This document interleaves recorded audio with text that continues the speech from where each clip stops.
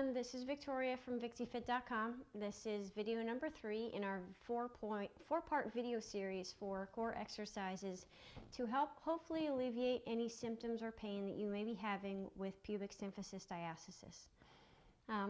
So this next exercise that we are going to go over is how to activate the muscles of your outer thighs and outer hips.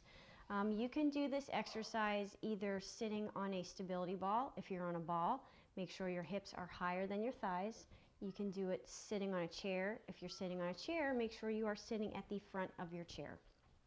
Alignment cues. When you sit, I want you to sit tall, rib cage over your pelvis, so no flaring of the rib cage, nice natural curve in your lumbar spine, and your tailbone untucked. Also, we're going to focus on that core breathing that we talked about in previous videos. So every time before you exert, you want to inhale through your nose and expand your rib cage with air. Let the pelvic floor expand as well. And then you're going to exhale like you're breathing out of a straw or trying to blow up a balloon. And then contract your pelvic floor, think Kegel, and contract your transverse abs, the space in between your hip bone.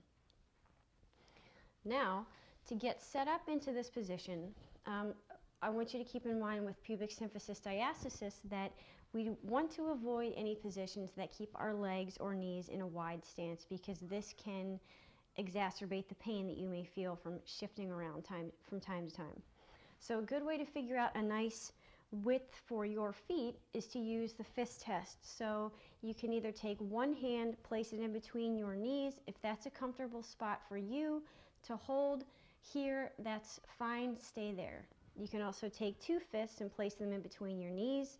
If it's okay for you to have your feet this wide apart, then go ahead and stay there, whichever one is more comfortable for you.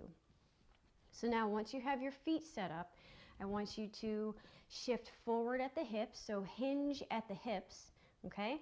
And then remember your rib cage positioning, and you're going to take your hands, place them on the outsides of your knees.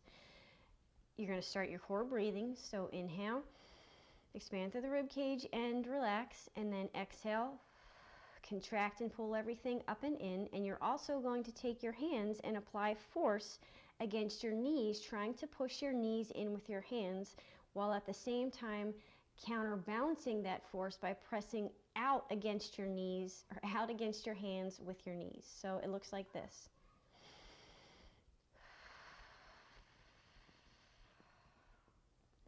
And you're going to hold this for a few seconds at a time while you continue breathing normally and holding that contraction of your core and your pelvic floor. Once you've worked up to a few reps, go ahead and rest, and then you can repeat for a few sets.